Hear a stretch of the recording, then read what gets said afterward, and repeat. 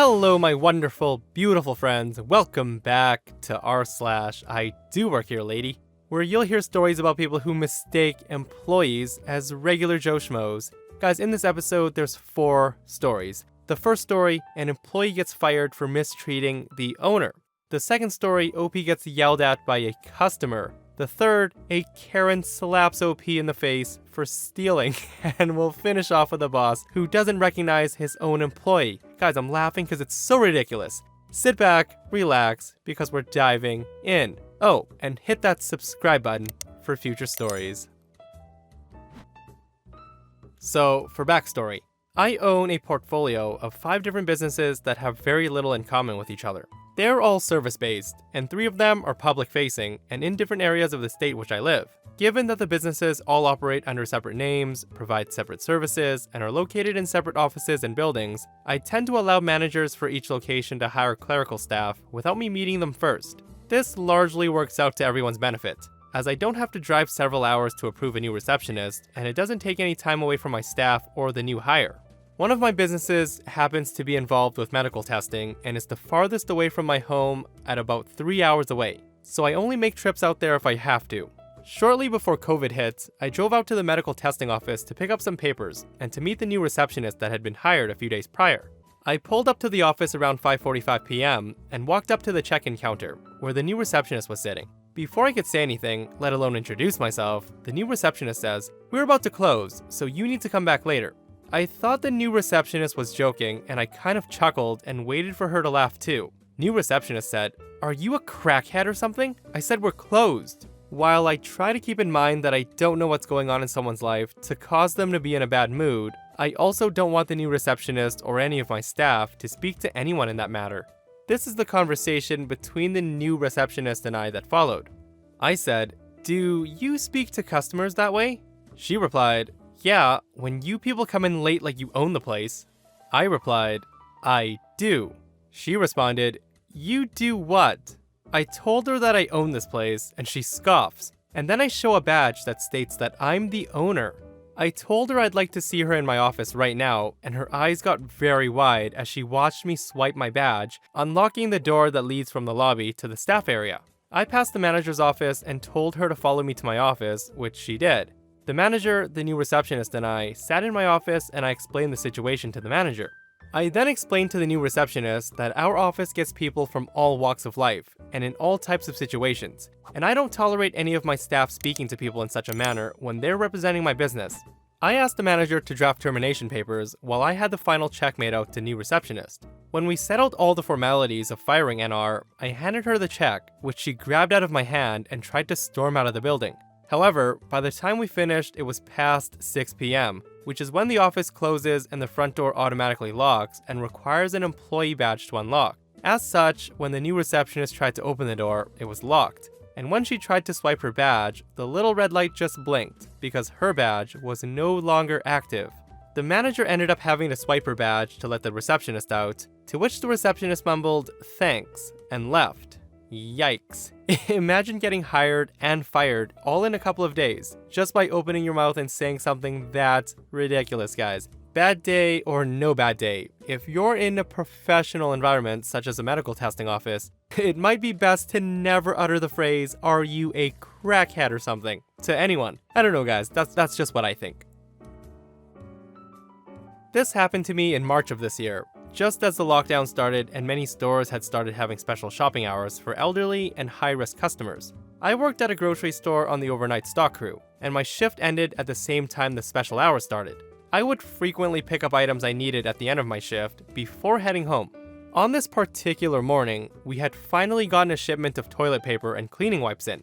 I picked up a pack of 12 of the cheapest toilet paper in the store and a canister of Clorox wipes for my mom, who's high risk. I was not wearing my black work polo because I was 7 months pregnant and it didn't fit, so I was allowed to wear a plain black t-shirt instead. I picked up a few food items and headed for the register. I ended up in line behind an older woman. She said very pointedly to the cashier, who's a friend of mine, that we need to be more strict on the elderly and high-risk guidelines. She looked straight at me as she said it. She said we needed to have a guard at the doors to make sure no one was coming in during the special hours except those that actually needed to shop at those times. She also said that if the store lets other people in to shop, they should make sure they don't buy the essentials that the other people need, looking at the toilet paper and Clorox wipes in my hands. Now, my coworker is an elderly woman, and she's not shy. She looks straight at the woman and says, "There's a limit on essential items. You can't buy 2 packs of toilet paper." The customer had 2 of the biggest packs of toilet paper we sold. We're talking 18 rolls. The woman snapped at her with a "Fine, whatever. But I'm not coming in here if you're gonna keep letting other people in during special hours. I want to speak to a manager." My coworker calls the manager on duty, which happens to be my manager on the overnight crew. He comes up and this woman goes off, yelling about how we let regular people shop during the special hours, how the cashier was rude and was limiting her, etc. She went full Karen. My manager looks at me and can see that I'm irritated. He looks at the customer and straight up said, "I would like for you to leave." She got angry and asked why she should be the one to leave when she was clearly following the rules of the shopping hours and I was not. He said, and I'll never forget this for the rest of my life, "This customer you're harassing is my best employee. She just finished working a 9-hour shift to fill these shelves so you could come in and buy your essentials. She's picking up a few items after her shift. And on top of that, you're harassing a pregnant woman who's considered high risk, and she has as much of a right to shop here during these hours as you do. She's exhausted and she's scared because of the pandemic, but she comes in every night, works extra hours, and busts her ass off so people like you can come in and talk down to her. You can leave now, and you're welcome to stay out." And he walked away. She tried to stammer an apology at me and ask about my baby, when I was due, what I was having, etc. When loss prevention guys showed up to escort her out. I checked out my items and was on my way, while loss prevention took a picture of her and made notes that she was banned from the store for 30 days for harassing an employee. Mic drop after OP's manager tore into that Karen. Guys, he made her feel so bad that she actually apologized to OP and started to ask about her baby.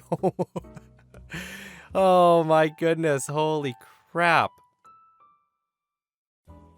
So this just happened as I was leaving work tonight. So some background. I work in the copy center in a local edition of a major national office supply retail chain.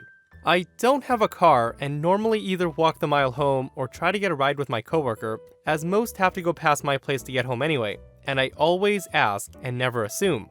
My store manager is currently in the process of moving, and tonight we were leaving at the same time, and I asked him for a ride home. He said it was fine, and asked me to help him load some empty boxes we had saved into his pickup to help with the move. So 6 p.m. rolls around. I clock out, put away my radio, put on my coat, and grab a cart to head to the office and start loading the boxes into it. Enter the self-important Karen. She says, "What are you doing?" I told her I'm helping my coworker with these boxes. Mind you, my coat is open and my uniform shirt and name tag are still visible.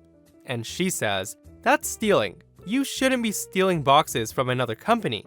I just scoff and say, "Whatever," and start wheeling the cart to the front. Karen follows me, and as I get to the door, the GM and the closing manager are walking up from the other side of the store, talking about GM's upcoming move. I look to the closing cashier and cheerfully say, "See you Monday, Jay."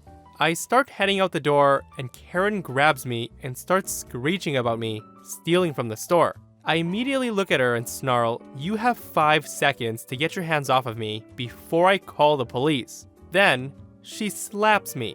Unbeknownst to everyone except the coworker who was closing my department, the town's chief of police was in the store to pick up his Christmas cards that he'd ordered. When he heard her screeching, he turned to see the commotion and he saw the slap. So did the GM, the other manager, the cashier, 3 other customers, and the store's security cameras. 10 minutes later, Karen is sitting on the curb at the front of the store, screaming like a possessed banshee on meth with a new pair of bracelets. There's 2 police cars and a state police cruiser with their lights flashing in the parking lot.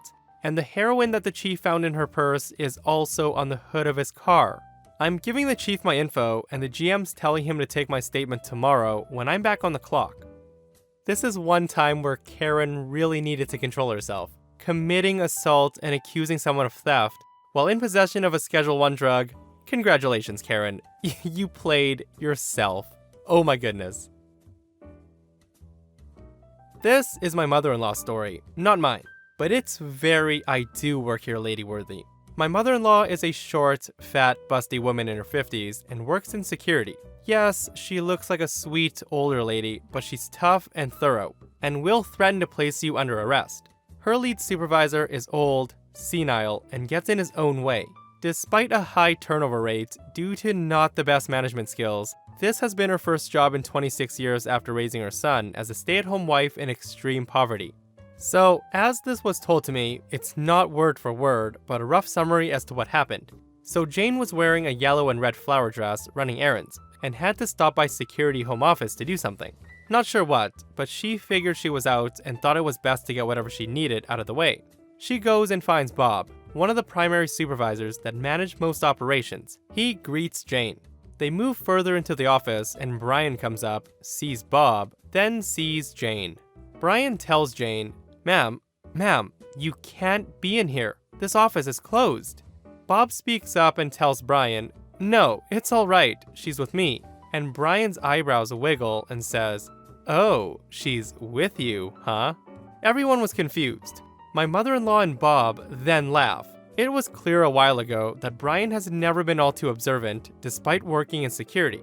Despite talking face-to-face with her numerous times in her year with the company, Brian did not recognize his own employee outside of her uniform. Evidently by this encounter, Jane was in clear disguise and took on the identity of a strange woman walking into a security office like a wandering idiot who happened to be holding a casual conversation with his co-supervisor. Bob goes, "Brian, this is Jane." It finally clicked, and he said, "Oh, hey." So this reminds me of a time where I was working with a guy who had a really long beard and really long hair. So I wasn't really close with him as coworkers. We just saw each other once in a while and talked about sports and random nonsense. So one day I come back from my vacation, and while I was gone, he decided to shave his beard and get a haircut, guys. Completely different person as far as I know. He approached me and started asking about how my vacation was, how my wife was doing, etc, and I thought it was some random guy who basically just knew my life story. It was the weirdest thing. It didn't click that his voice was similar, but I was thinking there's no way it could be him. This guy's so clean cut. So yeah, I guess I pulled a Brian.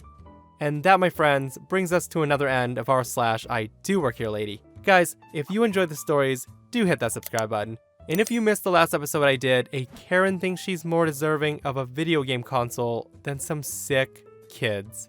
Check it out if you haven't, and I'll see you guys in the next one. I love you.